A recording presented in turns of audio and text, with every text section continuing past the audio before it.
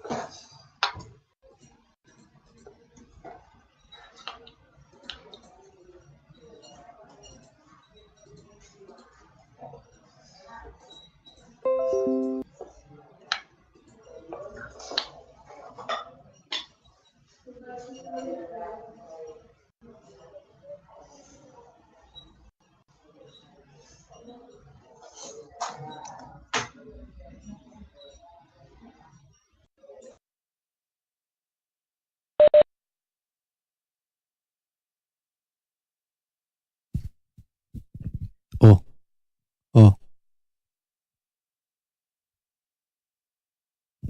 oh.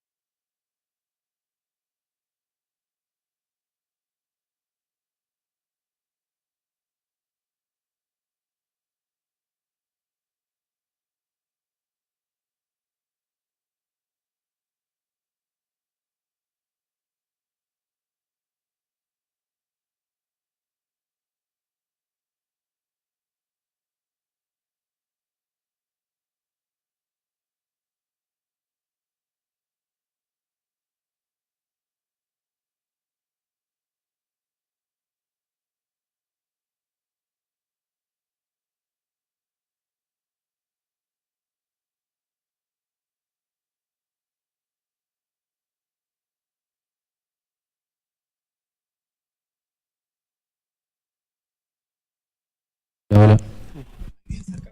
Listo.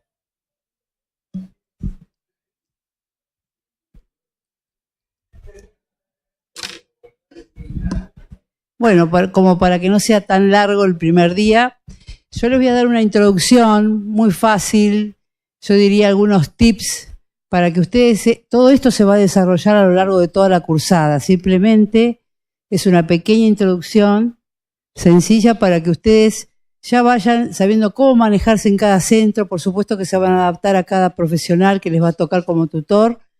Y bueno, este es un pantallazo para ver, sobre todo remarcar desde el punto de vista práctico, cosas que ustedes van a leer en las guías, van a leer en sus libros, pero bueno, tienen que empezar por lo menos con una base para ir el primer día y entender un poquito lo que se hace y de qué se trata.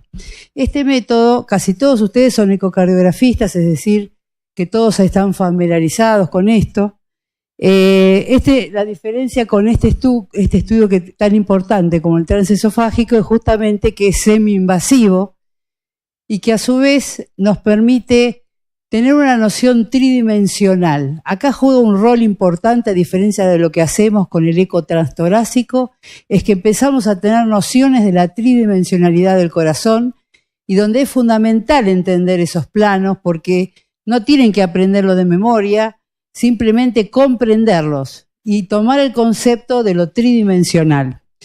Como verás, por supuesto que tienen que tener amplia experiencia en ecocardiografía, es fundamental porque debemos entender lo básico. Nadie va a empezar a hacer un trance esofágico sin primero valorar un paciente por transtorácico, es condición sine qua non.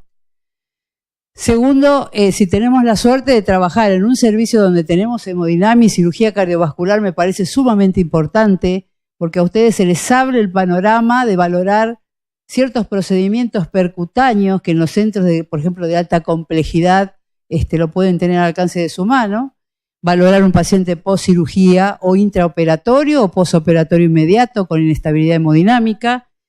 Y por supuesto ponemos un rango. Primero asistir a las intubaciones, ver en qué posibilidades tenemos de no destruir, de no hacer las lesiones orofaringias, esofágicas. Es importante ver cómo el tutor toma la sonda, se familiaricen con ella y realizar mínimo 50 estudios endoscópicos bajo supervisión.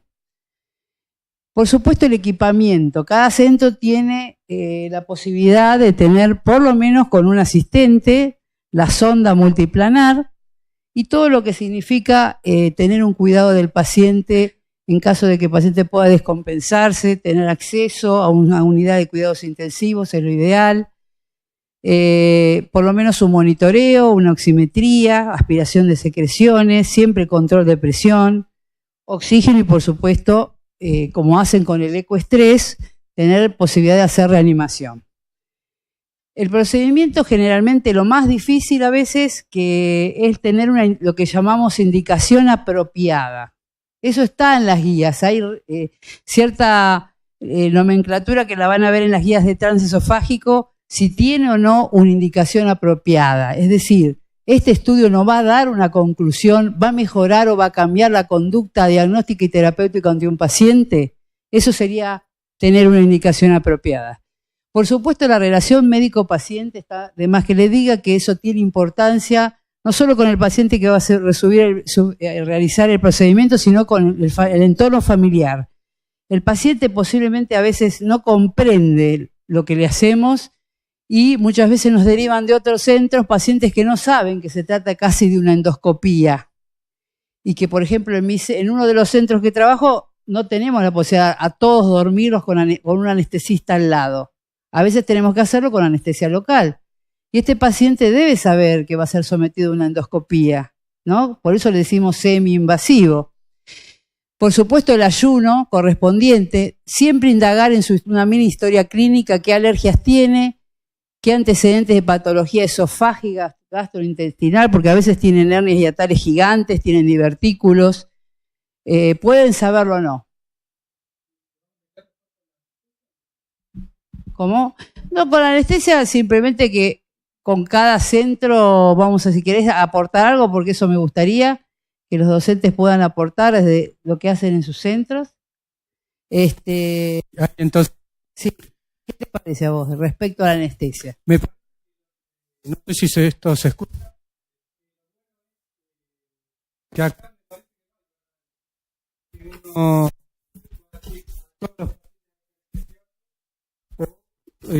algunos pacientes van a anestesia. Lo que sí tenemos que decir es que sí o sí van a ir con anestesia los pacientes en los que sospechemos patología aorta. Si pensamos que puede tener una disección aórtica o una ruptura aórtica, que esté dormido, o que si va a quirófano lo hacemos en quirófano, y si no va a quirófano porque queremos hacer el diagnóstico, ese paciente sí. Quirófano, vamos a hacerlo en las este paciente, porque hay un 10% que puede tener una muerte súbita ya con la inducción de la anestesia, se hipotensa y puede tener un infarto masivo con un tronco o lo que fuera. Sí, bueno, pero la patología aórtica especialmente es la más grave, sí. Yo vi uno que se murió cuando yo era residente porque se le hizo un eco transesofágico cuando se introdujo la sonda, el paciente se le rompió la aorta y se murió. Así que eso no me olvido, y esos pacientes seguro que deben ir con anestesia. Respecto de ahora de qué hacemos en el día a día, ahí digo que no hay verdades. La verdad mía es que aquel que es paciente joven y tiene menos de 60 a 65 años, muy poco probablemente tolere la sonda sin anestesia general, por más que le pongamos anestesia local. Pero bueno, por otros tendrán otra experiencia, la ¿no? Necesita, una sedación la necesita, exacto. No una anestesia por ahí de alta profundidad de anestesia, sino una sedoanalgesia tal vez. Nosotros, bueno, yo estoy en el hospital italiano y hacemos, bueno, acá está Priscila y Marina, que ven que hacemos todos los días 3 o 4 o 5 estudios por día, y la realidad es que para nosotros es muy complejo el tema del prequirúrgico. Entonces la mayoría, salvo hablando de ambulatorios, por ejemplo, la mayoría se hacen sin anestesia. Lo que sí es importante es tener la conciencia de que aunque sea sin anestesia, obviamente que es general no, pero tiene anestesia local, es el monitoreo que uno tiene que tener. No tiene que perder de vista que por más que sea un estudio que el paciente lo tolere bien y todo, puede tener un desenlace complicado. Yo vi lo que mismo que contó Martín, que le hicieron a un paciente que estaba, no se sabía, tenía un síndrome coronario versus algo raro, que yo le pusieron la sonda y se murió porque se disecó. Y después, otro paciente que vino de la guardia, que tenía una cosa medio rara, estaba séptico, bueno, se lo hacemos, y la realidad es que el paciente también terminó con un vasovagal enorme, terminó chocado. O sea, es un estudio que, si bien nosotros hacemos de rutina y es cosa de todos los días, no uno debe perderle el respeto a este estudio que se tolera, por lo menos nosotros hacemos, no sé, 20, 25 por semana sin anestesia y no pasa nada, pero tener en cuenta eso. Por eso en esto que decimos el consentimiento informado, ténganlo presente este consentimiento. Muchas instituciones tienen un consentimiento general cuando el paciente entra, pero nosotros en la sala de eco tenemos especialmente un consentimiento para este estudio. No queremos repetir malas experiencias, ¿no? Sí, adelante. Simplemente terminando con el tema de anestesia, que a veces, como decía Susana, hay que mirar que el estudio esté correctamente indicado y también que la anestesia esté correctamente indicada. Muchas veces a nosotros nos piden un estudio para verificar si un paciente tiene un foramen oval permeable. Por un lado, una cosa es evaluar la estructura del foramen oval y otra muy diferente es evaluar si tiene el paciente un foramen oval. Si un paciente no tiene un foramen espontáneo y hay que inducirlo, siempre va a ser mejor el transtorácico que el transesofágico. O sea, a veces no lo que es más complejo es mejor, ¿sí? Y en esos pacientes, si el paciente está despierto, muchísimo mejor, ¿sí? Bien, pasando así... Una cosita más, discúlpame. Sí, cómo no. Algo que hay que tener en cuenta, el estudio sin sedación es traumático, por más que uno... se tome el tiempo, haga bien la topicación, no es una experiencia linda. Y hay se puede hacer una sedación simple con midazolam, que eso no hace falta incluso tener un anestesista, eso dependerá de los requerimientos de cada centro. Y para usar propofol, que es lo que actualmente se usa más y lo que se usa habitualmente en las endoscopías digestivas, ahí sí hace falta un anestesista. Tengan en cuenta que cuando uno piensa en algunos tipos de patologías que piensan que el estudio va a ser repetido, alguien que ya pasó una mala experiencia no va a querer tener una segunda. O sea, paciente para seguimiento de endocarditis o algún tipo de patología que ustedes piensen que hay que repetir el estudio, traten de por lo menos hacer una sedación en la cual el paciente no tenga memoria del episodio, aunque sea con midazolam. Que ya les digo, el midazolam, bueno, casi todos ustedes lo habrán manejado, pueden prescindir de anestesista siempre y cuando tengan enfermero y técnico al lado. Pero sepan que si piensan que va a repetir el estudio, háganle algún tipo de sedación, aunque no sea propofol. Bueno, seguimos.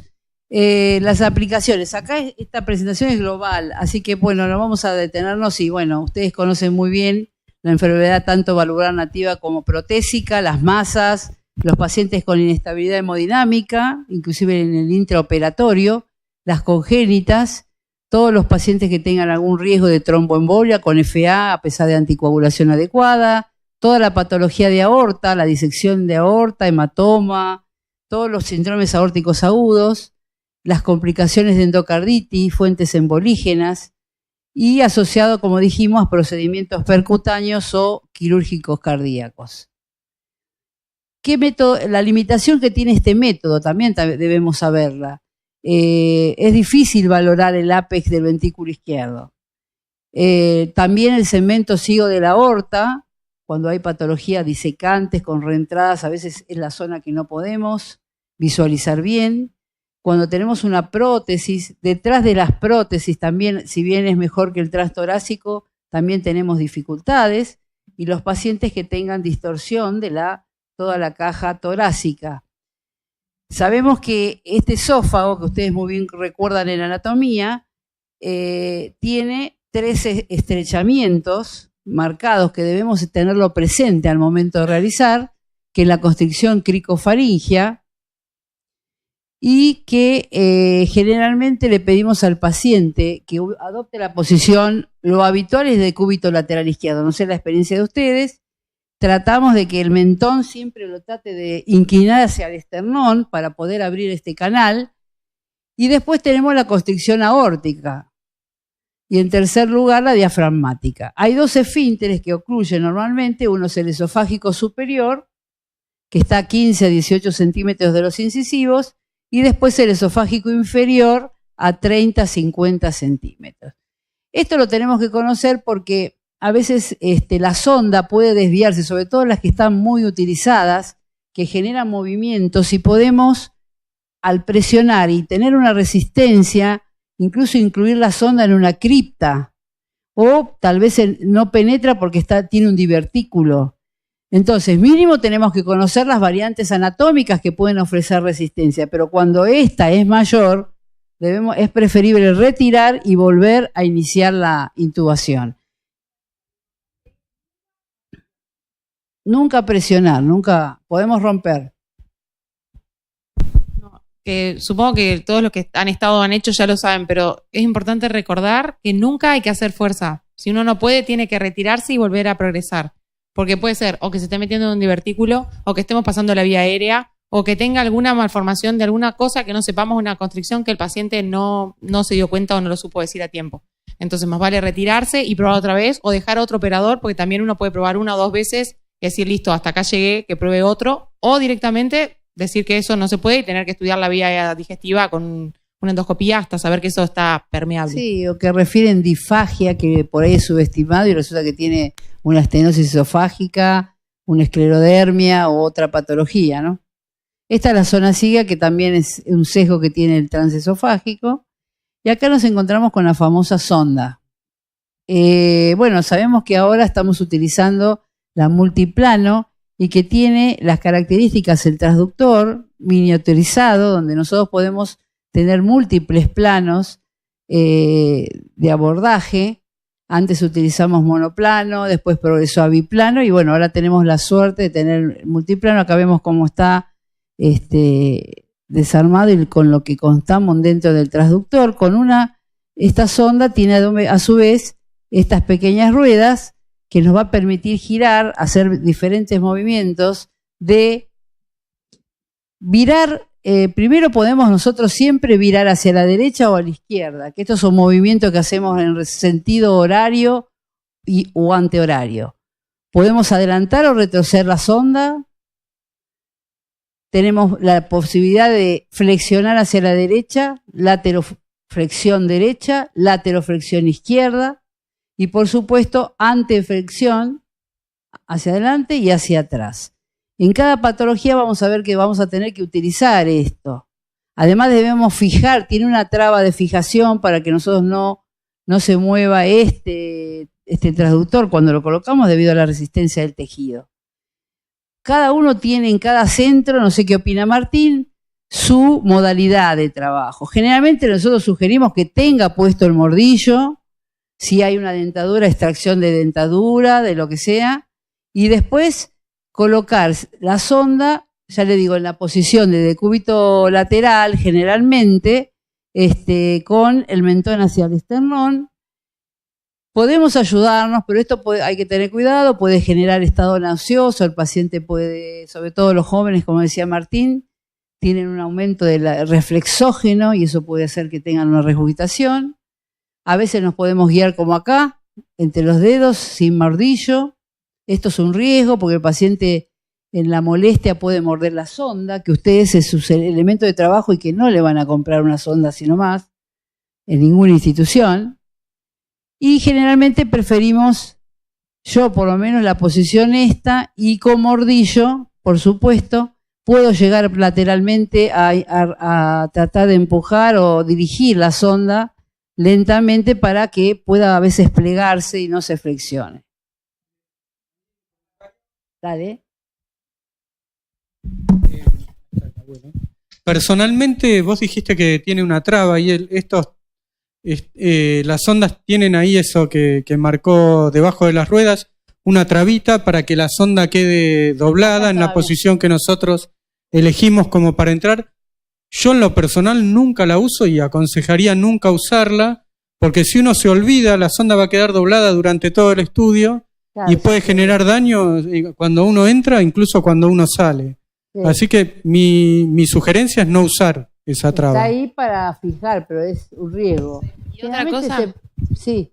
No, decía otra cosa, que por ahí para progresar la sonda, con lo que decías vos, de ponerlos, nosotros particularmente usamos ese mismo mordillo, no lo ponemos, algunos ponen el mordillo y pasan la sonda, para mí es más difícil, ponemos los dedos, lo que sí es importante por ahí cuando no pasa, eso es un esfínter, por ahí cuando uno está haciendo presión constante, tranquila, solo apoyar la sonda en la zona, después de unos segundos, en general eso se relaja y atraviesa bien la sonda, es cuestión de tener paciencia y esperar. Porque si el paciente está haciendo fuerza, no, obviamente. Pero a veces está de manera inconsciente. Sobre todo digo que esto nosotros hacemos casi todo con los pacientes conscientes. Cuando están nerviosos y todo, uno se queda haciendo presión tranquila, constante, en el sitio donde no atraviesa y de repente ese esfínter se relaja y la sonda atraviesa. Sí, recuerdo siempre que sin hacer trague fuerza. Saliva. Sí. Que haga como que traga saliva. Algunos le dicen como que trague, otros que no. Particularmente yo pienso que estoy con una cosa despierto, que no sé si eso de tragar, pero esto de la presión constante, tranquila, no falla en general. Por eso, cada uno tiene su experiencia y bueno, al que le fue, según como te va bien, eso es lo que utilizás. Bueno, globalmente esto después va a ser, en cada clase va a ser, por supuesto, mejor explayado. Simplemente sepan la búsqueda de embolia, como dijimos, la endocarditis, ya sea de líneas de sutura, como vemos esto, fuente de embolias, ¿no es cierto? La orejuela, como van a ver, después vamos a ver todos los cortes con trombos, utilidades que, por ejemplo, en el bicabo, como dijimos, para ver si hay o no un foramen oval, que muchas veces tenemos, como van a aprender, que el foramen oval es un conducto con un orificio en la aurícula derecha y otro en la izquierda, y a veces hay un foramen anatómico que lo vemos, y vemos o no pasaje, dudamos, para eso están las burbujas. También va a ser visto en todo lo que es fuente embolígena. La endocarditis, por supuesto, la presencia de vegetaciones, perforaciones,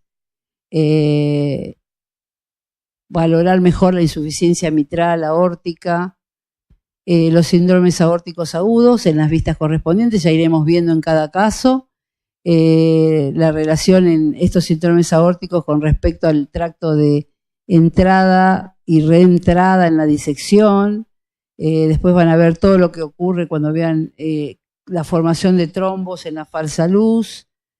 Y eso nos va a pedir distinguir también otros cuadros agudos como el hematoma intramural, como vemos acá.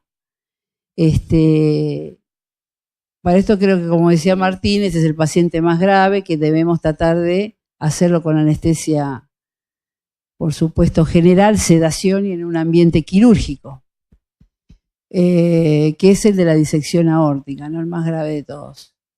Bueno, ahí esto valora los mecanismos que llevaron a la insuficiencia aórtica.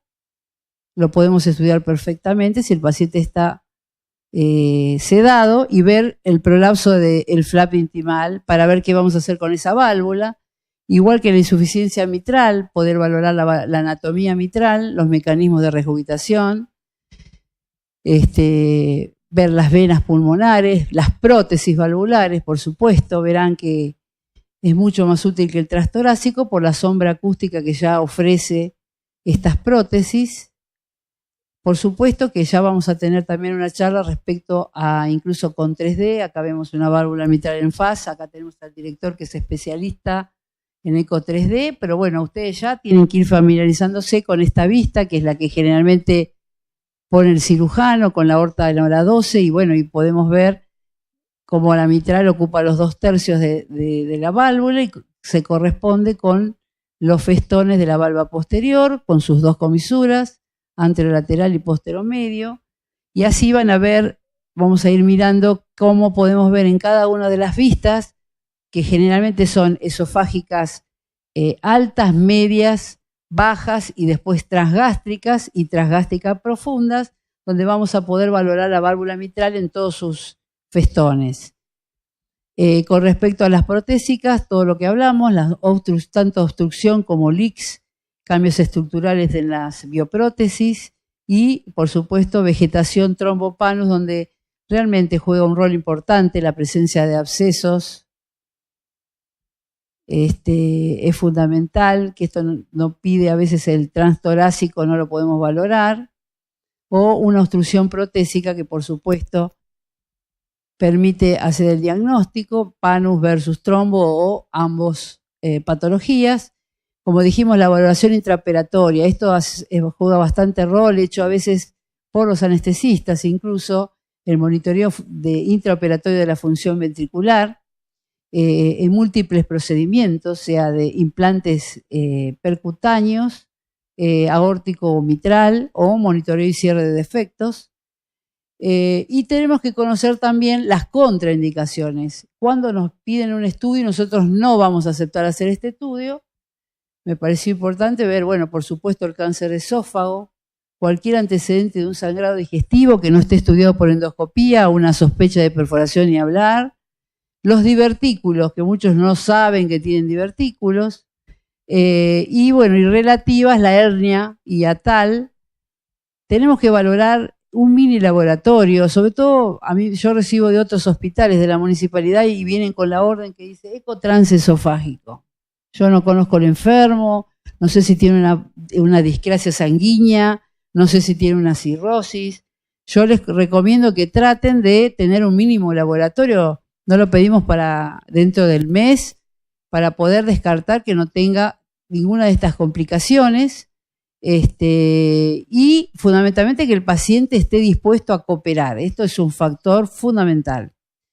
Si el paciente tiene una severa artritis cervical, ustedes saben que la dilución de la apófisis odontoides del axis produce muerte súbita en la artritis reumatoidea, para que lo tengan en cuenta, por las dudas.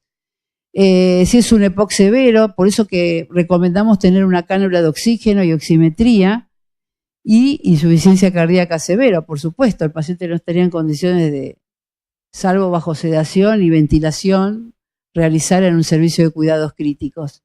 También debemos saber, como todo procedimiento que iniciamos, cuáles son las complicaciones, el trauma directo, la perforación, la laceración, lamentablemente de público conocimiento en centros de capital ha habido varios accidentes, quemaduras, disfagia, parálisis de cuerdas vocales, arritmias, en forma indirecta las alteraciones hemodinámicas y a nivel pulmonar broncoespasmo. lo peor que nos puede pasar es error de interpretación y un cuidado no adecuado del paciente. Y acá vemos los sitios potenciales de injuria, tanto a nivel oral, laringio, que está descrito con ruptura de cuerdas, compresión de vía aérea, intubación traqueal, laceración y perforación orofaringia, a nivel de esófago, laceración, imagínense un neumomediastino, perforación, porque hay falso pasaje a través de un divertículo, y los transgástricos, que son bastante en el paciente, no sé qué experiencia tienen ustedes, pero el paciente que tiene una anestesia local muchas veces no tolera los transgástricos profundos. Generalmente cuando el paciente está sedado o intraoperatorio es más fácil. También ver lo que les decía de las criptas, cuando se lateraliza la sonda y podemos meternos en una fosa piriforme, por ejemplo. Bueno, son detalles que tenemos que tratar de tener en cuenta en el momento que hacemos este procedimiento. Esto es lo que hablé de los múltiples planos y haciendo hincapié sobre todo, ¿qué es lo básico que tenemos que ver? Los cortes esofágicos superiores o los medios y, por último, el transgástrico, que puede ser el común y el profundo, con los manejos que vimos del transductor. ¿Alguna duda con respecto a esto? ¿Alguna acotación, doctores?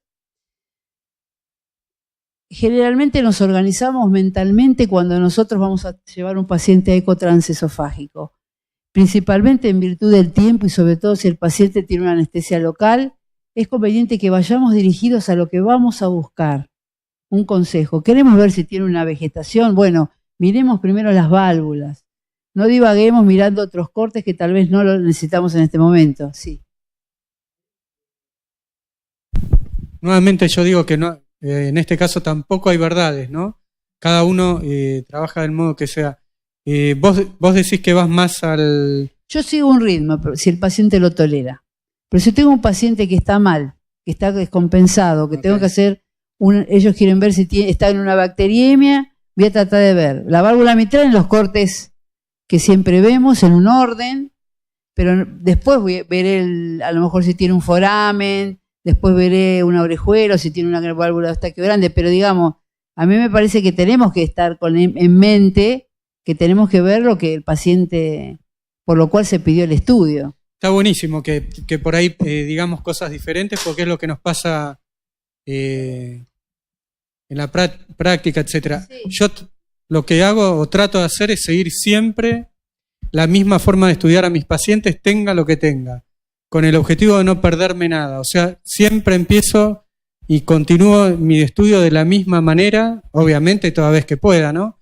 Y paso a paso, hago los mismos pasos en todos los pacientes, venga por disección, venga por una sospecha de fuente embolígena o endocarditis, o vamos a ver si tiene trombo en la orejuela para cardiovertirlo. Siempre trato de hacer todo una para... sistemática. Sí, el paciente, exacto, si lo para permite, no perdernos nada. Es lo ideal, si lo permite lo que vos decís, la verdad que, por supuesto.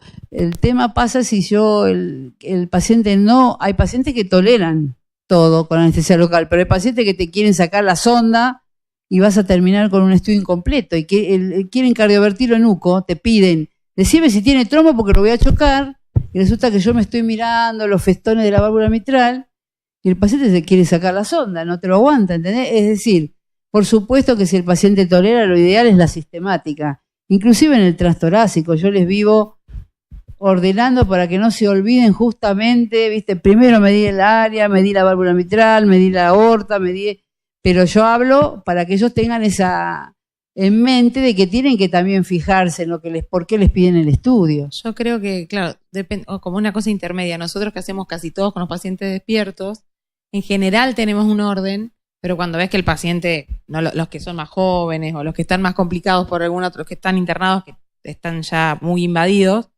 uno trata de buscar primero lo puntual y después, si tiene tiempo, hacer en el orden, digamos, como dice Martín, para poder evaluar todo, porque no, digamos, por ahí te dicen, ¿tenía vegetación? Sí. Bueno, la función ventricular, qué sé yo, no la miré, porque estaba tan compenetrada con eso, el paciente estaba mal. Claro, yo creo que el término medio sería lo más adecuado. Pero está muy bien que cada uno haga su experiencia y elija lo mejor.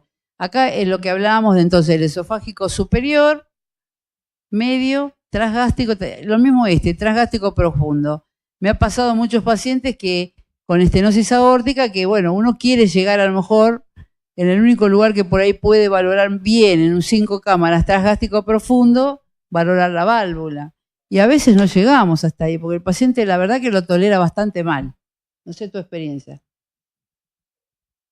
¿Mm? ¿Estamos de acuerdo? Buenísimo. Está bueno que cada uno piense en base a su experiencia, cómo le fue. Bárbaro. Sí. ¿Eh?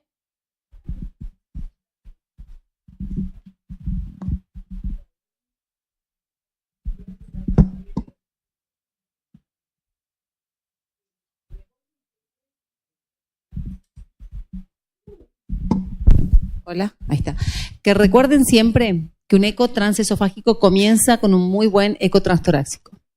Entonces, un poco en relación a lo que tanto dijo Susana como a lo que decía Martín. A veces tenemos tiempo de ir a mirar todo, a veces no hay tiempo de ir a mirar todo, porque el paciente no lo tolera, porque se despierta la anestesia, porque desatura y uno va a buscar lo puntual. Pero si nosotros hacemos un buen eco transtorácico, primero que vamos a comprender mejor todas las imágenes del transesofágico y seguramente nos va a llevar menos tiempo hacer nuestro eco transesofágico. Sí, bueno, no es que yo tenga intereses con la anestesia, pero yo hace muchos años que hago prácticamente todo con anestesia y de alguna forma lo que esto me permite es seguir una sistemática. Puedo ir directamente a transgástrico profundo, evaluarlo, ir sacando la sonda. Me da tiempo, no siempre, a veces me pego algún susto con anestesia también y tengo que seguir rápido. ¿Tenés un anestesista ahí en el lugar del eco? Porque el problema de los anestesistas... No, tenemos un equipo que los llamamos... pero bueno, es un problema, son muy caros, implica... No, por ahí el anestesista en un ambiente que no sea quirófano no quieren dormir los pacientes. Nos ha pasado en CEMIC y nos ha pasado también en el hospital, que ellos quieren tener la mesa de anestesia, no te lo duermen, no es que te van a decir 2 gotitas de fentanilo, 2 gotitas, no, quieren tener... No, yo hace muchos años, porque de hecho la endoscopía digestiva es un acto muchísimo más cotidiano y frecuente y se hace siempre en lugares que no son quirófanos. Ahí se hacen salas de... Claro, nosotros pudimos por suerte armar una sala adecuada para el tema y tenemos oxígeno, aspiración central y bueno, pero el tema del anestesista ayuda mucho en el sentido de poder trabajar tranquilo. Uno se olvida no es que se olvide del paciente, pero se olvida de los parámetros clínicos. Si está con un anestesista responsable, puede ocuparse exclusivamente de ser el transesofágico. Entiendo que si bien para mí es un ideal, no siempre es posible. Hay muchos centros que no lo hacen por una cuestión práctica, por una cuestión económica. Pero bueno, poder hacer un estudio bien sistemático es mucho más fácil con un paciente sedado. Lógicamente.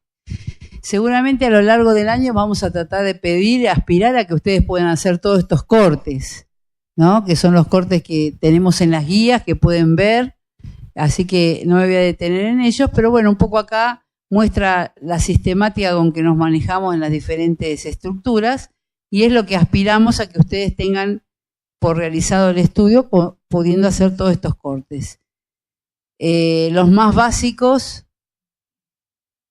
¿no? Y después cada uno para ver la sistemática, sobre todo, por ejemplo, de la válvula mitral, que le da bastante, a veces, que se olvidan, si aprende de memoria los festones, que no los festones, pero esto a lo largo de la cursada aspiramos a que puedan realizar todas las vistas son necesarias, cada una va a poder visualizar una estructura mejor. Esto va a ser visto en la primera clase de eco normal, así que no me voy a detener en eso. Ya, quedó sin pila esto. Ahí está, ahora arranco.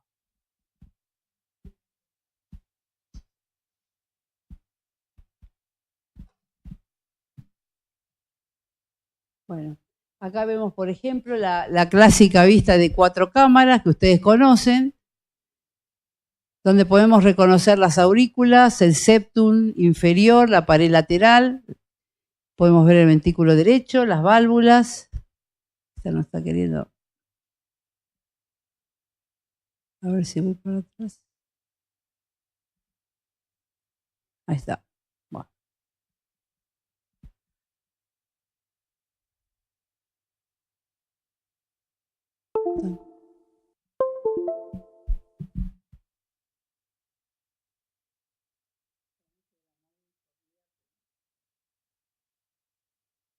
¿Está ahí Rafael?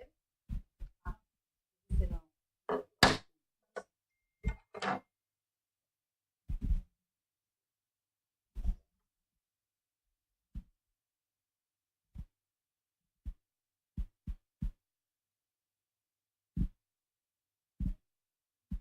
Bueno, acá esa es la vista clásica, como ven, todos podemos visualizar realmente los sectores P1 y A2 de la válvula mitral.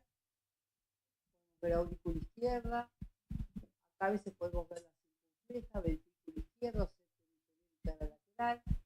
Podemos ver la aurícula derecha con su válvula tricuspide y la ventrículo derecho. Estas serían las vistas que nosotros hacemos, los cortes, la representación que tenemos que hacer, ¿no es cierto? Por eso decía de que incorporamos con el transesofágico la idea de tridimensionalidad, tan importante.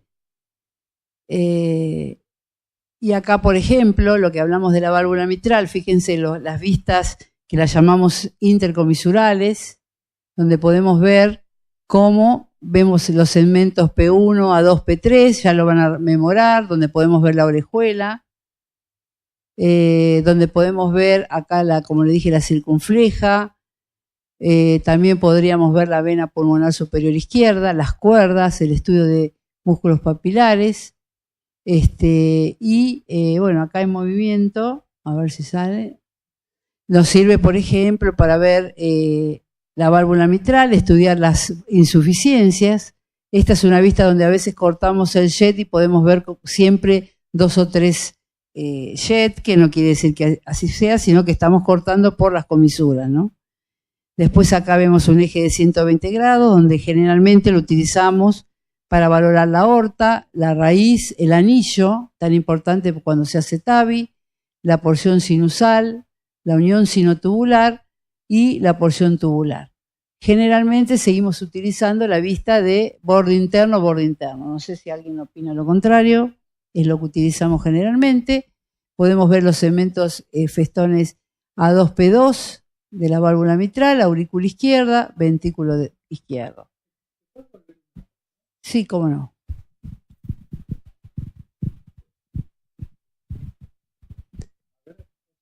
¿Otra más? Acá, nada, me meto en tu clase, perdón. Sí, pero no, en la anterior. Me parece interesante ahí un dato que dice temperatura del eco transesofágico 39,8 grados centígrados. Nada, parece una cosa menor, de poca importancia, pero por ahí se te apaga la máquina, se te recalentó la sonda, y eso, ¿cómo lo manejamos o cómo lo manejan ustedes, no? Ahí ustedes, Gaby. Parecen cosas menores, pero en el medio del estudio no lo son.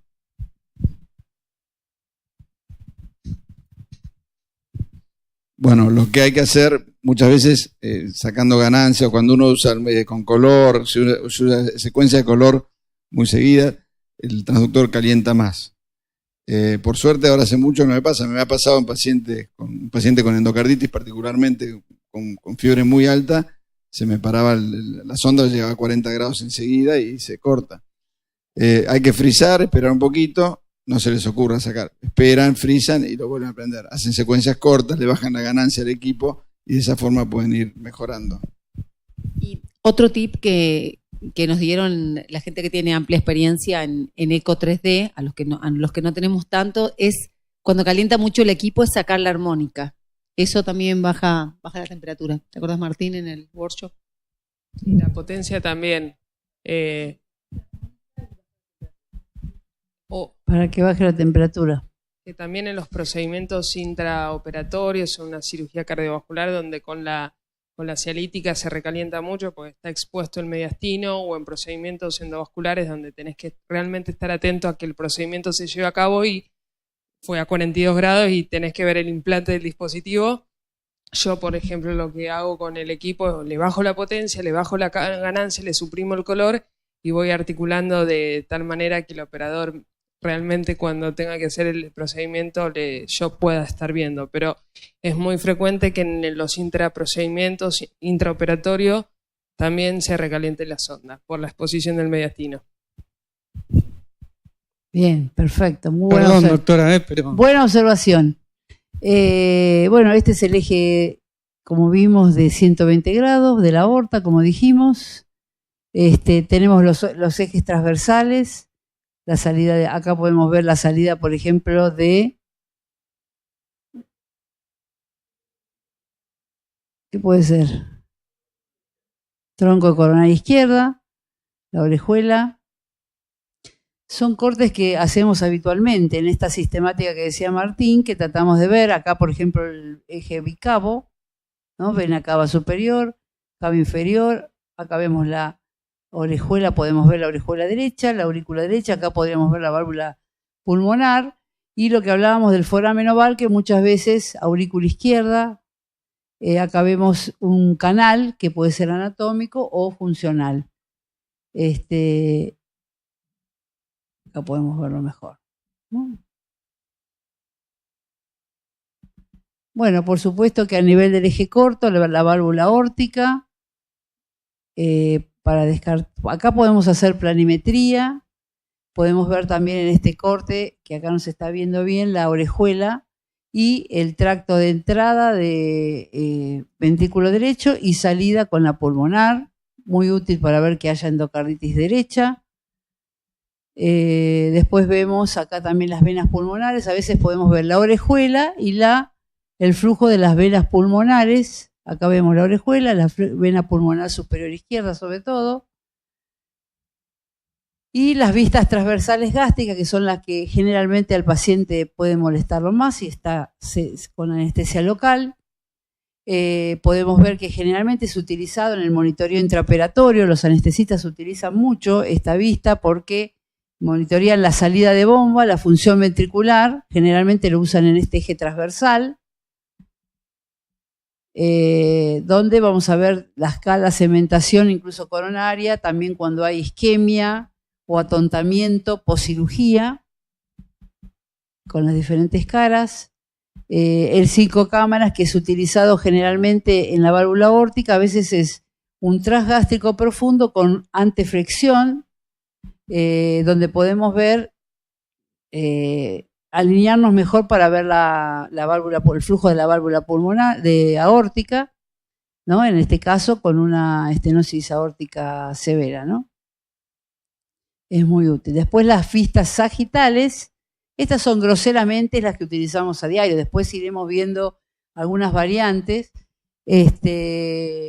Como vemos, de ventrículo izquierdo y aurícula izquierda. A veces podemos ver mejor también el aparato valvular mitral, y acá también a veces podemos ver la orejuela, si tiene trombo. Estos son los cortes transversales. Las imágenes son para que veamos sobre todo lo tridimensional de estas estructuras, cuánto aporta en ese sentido el tránsito, y el más el transesofágico 3D, ¿no? Obviamente. A nivel de la válvula mitral, donde podemos distinguir también los diferentes festones de la válvula. Este es el que usamos habitualmente para el monitoreo y salida de bomba, a nivel de los músculos papilares. También el eje largo, como vimos recién, acá podemos valorar bien la válvula mitral. En el caso de una válvula con bastante movimiento, que podía haber una ruptura de cuerda. Y por último, la evaluación de la aorta, que generalmente nosotros hacemos podemos hacerlo en sentido transversal.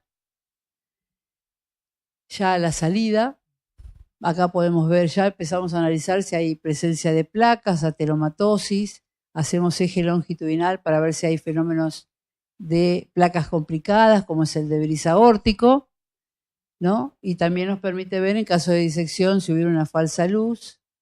Pero bueno, esto es lo habitual, un estudio habitual, donde podemos ver las placas, la refringencia que genera, ¿no? Las placas.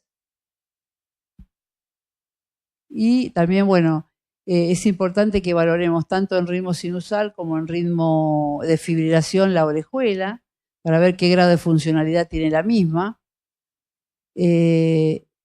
Vemos acá, por ejemplo, el espectro de la aurícula y de la orejuela, y acá de las venas pulmonares. No confundirnos, ¿no? Que está la vena pulmonar superior izquierda cerca de la orejuela. Este paciente con fibrilación auricular. En los ejes estos podemos ver, por supuesto, la aorta, que generalmente el 3D permite valorar mejor. Esto está utilizado en TAVI ahora, sobre todo con tomografía, para poder valorar el anillo, ¿no es cierto?, y los diferentes diámetros. Lo que vimos, la orejuela, las 4 venas pulmonares es bastante dificultoso a veces, pero debemos encontrar. En este caso es la vena pulmonar superior derecha, con sus 2 flujos, sistólico y diastólico.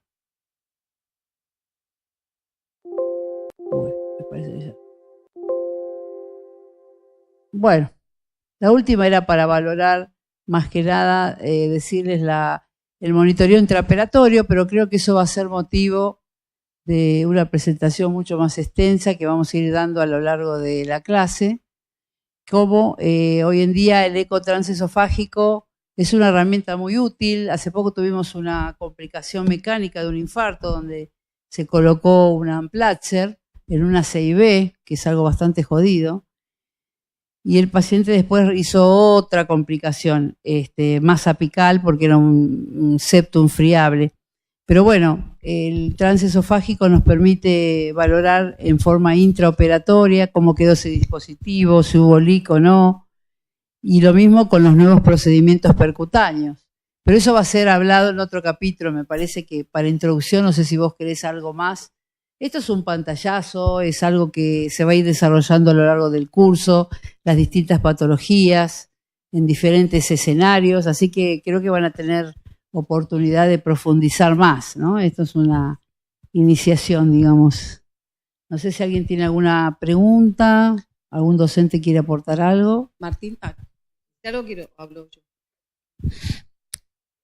Bueno, después de la clase completa de Susana, no creo que les queden muchas dudas. Nosotros, por pedido de Susana, lo que le vamos y de Martín, lo que queremos aportarles a veces es lo que nos deja la experiencia. A veces quizás ustedes, escuchando que nosotros decimos, se nos murió un paciente, suena como qué grave, qué bestia, cómo les pasó esto. Nos pasa. Nos pasa de que se nos mueren los pacientes, nos pasa de meter la sonda en la tráquea y se nos pone todo negro y no vemos absolutamente nada y el paciente comienza a desaturar. Entonces, por eso la importancia de todo lo que les decía Susana, de monitorear al paciente, el saturómetro, conectar el electrocardiograma. Hablamos de la anestesia y de la sedación y Susana, Martín, Gabriel, Marina y Flor comentaron todo lo que la experiencia les dejó. Yo les quiero contar lo que la experiencia me dejó a mí y es respecto a algo menos complejo que la anestesia general y es la anestesia local. Ustedes recuerden que cuando anestesian a un paciente, ustedes le ponen el gel o le ponen la anestesia en spray y nosotros no tenemos una dosificación de lo que administramos, ¿sí? Entonces, muchas veces nos pasamos y hemos tenido pacientes, el doctor Ibaudo que va a rotar por el británico se lo van a contar, con convulsiones, ¿sí? Con episodios de excitación psicomotriz por el efecto de la anestesia local. Y a veces llega un efecto tóxico que los pacientes hacen daño renal por esa anestesia tan simple, porque nosotros ponemos el bajalengua y vamos probando y tiene arcada todavía y seguimos, y un spray más, y no sabemos cuánto estamos pasando, ¿sí? Y recuerden siempre la idiosincrasia del paciente. Hay pacientes que con bajas dosis anestesiamos la garganta y hay pacientes que no, ¿sí? Entonces recuerden que podemos tener efectos adversos de algo que no es tan inocuo como parece.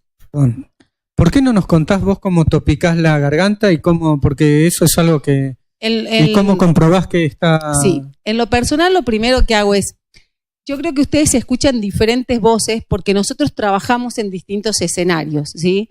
Susana y yo tenemos la posibilidad de trabajar tanto en lo público como en lo privado. Martín está más en una parte privada, Gabriel también y Marina, no sé si aparte van a un lugar público. Y tenemos tanto diferentes escenarios como distintas poblaciones de pacientes. ¿Vieron todo el listado que les dio Susana de todas las contraindicaciones? Yo al no cooperan que puso Susana claramente, yo le agregaría al lado el paciente que no entiende. Porque nosotros tenemos pacientes que no nos entienden lo que les estamos por hacer. No lo entienden porque son muy viejitos y están muchos días internados, porque son lúcidos porque nadie les ha explicado y vienen a hacerse el estudio y la primera vez que se les explica, o sea, somos nosotros que somos a veces 3 o 4 a su alrededor, paciente que no entiende lo que le vamos a hacer, no se hace el estudio. Sí, si no coopera y encima no entendió, menos. Tenemos que aprender el lenguaje de la gente. A nosotros nos pasó de que vino un paciente a hacerse el estudio. ¿Tiene alguna prótesis? ¿Tiene algo removible? No. ¿Seguro? ¿No tiene nada en la boca que se le mueve? No. Bueno, porque mire que nosotros le vamos a anestesiar la garganta. Nuestra técnica suele ayudarnos y ella siempre lo que hace primero es colocarle una primera dosis de silocaína en spray. Cuando le colocó la silocaína en spray, el paciente tosió y voló, pero voló literalmente la dentadura del paciente. Entonces nosotros le dijimos, pero le preguntamos si tenía algo. Me dice, no, yo solo tenía el paladar. Los pacientes de Paraguay a la dentadura postiza le llaman paladar, no le llaman dentadura postiza. Entonces, pregúntenle siempre a un paciente, ¿usted tiene algo removible en la boca seguro? Y pregunten, si es un paciente de Bolivia, de Perú, de Paraguay, ahora que tenemos tanta población de venezolanos, pregunten porque les llaman de diferentes formas. Como tópico, referente a lo que me dijo Martín, yo soy muy cuidadosa con el spray porque veo que les da unos accesos de tos horribles a los pacientes, aparte de que aspiran más silocaína.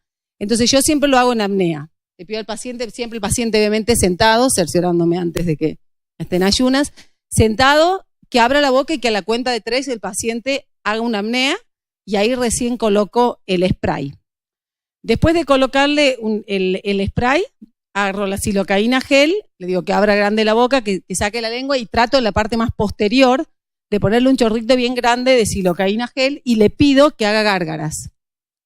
Entonces, que haga gárgaras hasta que aguante y después que trague la silocaína. Y ahí comienzo a probar con el baja lengua si el paciente tiene el reflejo nauseoso o no. Hay muchos pacientes que con una dosis de silocaína spray y con una primera gárgara ya perdieron el reflejo. Y hay otros pacientes que no, ¿sí? Vamos probando y de a poquito. Recuerden, nunca sabemos la dosis que damos y tenemos que ser cuidadosos y muy respetuosos de lo que administramos. No sé, Susana, ¿cómo lo haces vos? Tratamos de hacer, mientras vamos preparando todo, vamos dándole bolos de spray, ojo con la metameglobinemia, que es otra complicación. Y después más o menos son 3 o 4 veces y sí, y bueno, y después lo que vos decías, tratar de colocarle un poquito y lubricar la sonda con silocaína en gel también. A mí me ayuda bastante cuando el paciente se coloca bien, que puede hacer este movimiento de apoyar la mandíbula, pero generalmente es como que te abre el camino. Sí, generalmente no tenés que hacer ningún esfuerzo. Sí, yo quería aclarar una cosita. Yo cuando hacía topicaciones, generalmente les hacía tragar el gel, les hacía gárgaras, como hace Silvia. Y aprendí una cosa el año pasado cuando me hicieron endoscopía a mí. Me despierto y me dice, puedes comer enseguida. Digo, ¿pero qué usaste? Los endoscopistas, muchos ya no usan más silocaína, usan gel de ecografía. No deja anestesia, por lo cual inmediatamente el paciente puede comer. Así que, por supuesto, cuando se hace con anestesia. Pero sepan que, primero, más barato, y además porque muchas sondas, figuran las instrucciones de las sondas, está contraindicado usar gel de lidocaína para lubricar, porque lastima la sonda. Así que es una solución barata, les permite al paciente que ni bien se despierta pueda comer, cuando se despierta bien, por supuesto, es más barata, no corremos el riesgo de la toxicidad eventual de la lidocaína y por supuesto muchísimo más práctica porque está disponible en todos lados. Así que sepan, cuando van a hacer un paciente dormido, pónganle directamente gel de ecografía.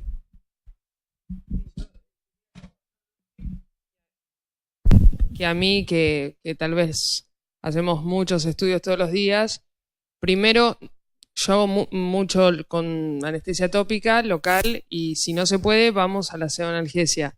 Importante no forzar a una anestesia local. Si no progresa la sonda, no sigan porque se va a lastimar y van a ver que parte de los efectos adversos o las complicaciones están descritas, las pequeñas laceraciones de la mucosa yugal, y los pacientes lo tienen. O sea que no insistir, si la sonda no progresa, propongan la inducción o la realización del estudio con sedación, y si el procedimiento se llevó a cabo y el paciente está lúcido y colabora, sugieran prolongar el ayuno por el riesgo obviamente de la broncoaspiración. Nosotros lo dejamos manifestado en la historia clínica como para evitar complicaciones.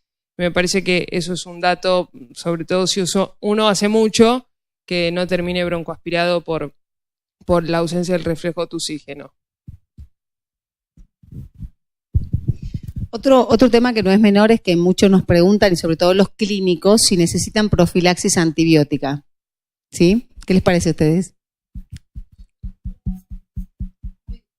Sí, eso, si bien es discutido, todos los estudios demostraron que es bajísima la incidencia de endocarditis relacionada, de bacteriemia por un ecotransesofágico, por lo cual no se indica profilaxis.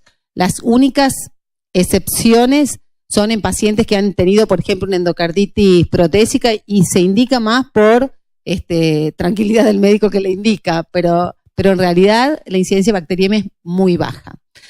Otro tema que no es menor y nos pasa es, así como abusamos de la anestesia, nos encanta ver pasar las burbujitas. Entonces, y le hacemos una inyección para ver cuántas pasan, y le hacemos porque vos contaste 5, pero él contó, no, yo conté en el primer segundo que pasaron 3, todos nos ponemos a contar. A veces las burbujitas pasan y pasan acá, y el paciente hace accidentes isquémicos transitorios, y es muy feo sacar la sonda y ver que el paciente no puede hablar, o ver el paciente que les dice que mira, ve la mitad. Nos ha pasado, ¿sí? Hace que sean medidos con la anestesia, con las burbujas. Experiencia personal, fea, ¿no? Pero bueno, pasó, para que no les pase.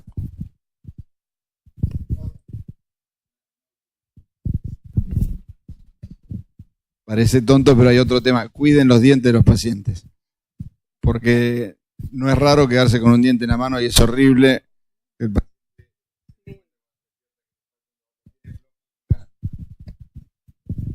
Y puede generar problemas legales serios. Así que no es un tema menor. Cuando uno pone el mordillo a veces hace palanca y lo fuerza de tal manera que puede sacar.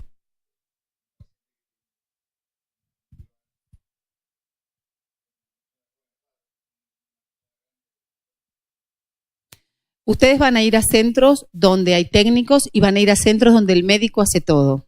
Así como Susana les mostró las partes del estudio, el antes, el durante y el después, a todo lugar donde van, cuiden la sonda, ¿sí? Una vez que se retira la sonda, esa sonda se lava. En algunos lugares tienen unas espumas antisépticas que se colocan y en segundos está limpia la sonda. En otros lugares todavía se lava, se seca y se pone en Sidex. No se olviden de sacar la sonda del Sidex porque pierde la vida media de la sonda. O sea, así como les decía recién Gabriel del cuidado de la silocaína, tampoco hay que olvidarse de la sonda, porque eso es mortal, ¿sí? ¿Alguna pregunta? Hola. Le queremos dar la bienvenida a la gente del interior que está vía Webex. Tenemos 7 alumnos en el interior del país.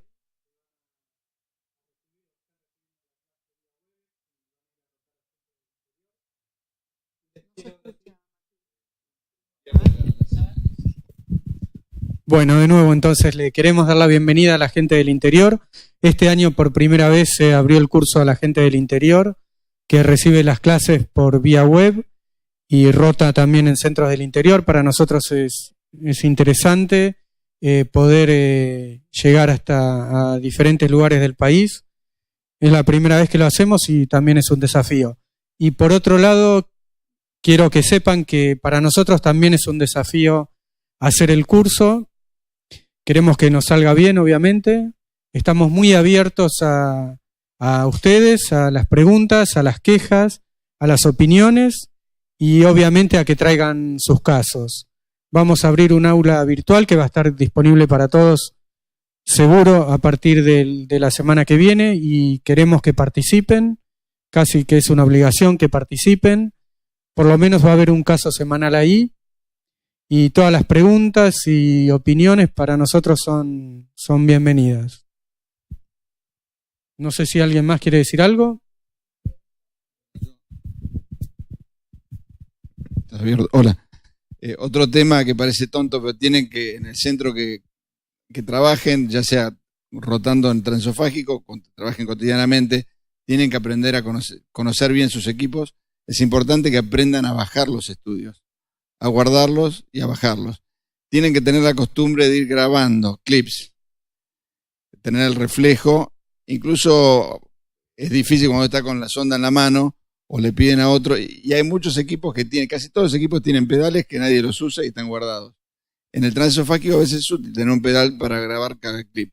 Y si no, tiene una persona al lado que le dicen, bueno, porque a veces para mantener una posición, una vista, uno no puede sacar las manos. Pero cuando terminan el estudio y se dan cuenta que no grabaron lo que necesitaban, es bastante feo. Así que háganse el reflejo de grabar, aprendan cómo configurar la grabación y aprendan a bajarlo. Terminan el estudio, un caso interesante, lo bajan, lo guardan, porque es muy común también que se los borren del equipo. Los equipos tienen almacenamiento limitado y periódicamente el mantenimiento hay que borrarlos. Así que cuando hacen un estudio y les interesa, lo bajan enseguida y para eso tienen que aprender a hacerlo. Tienen que aprender a usar los equipos que manejan. Listo.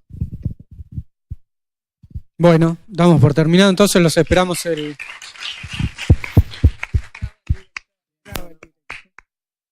lunes.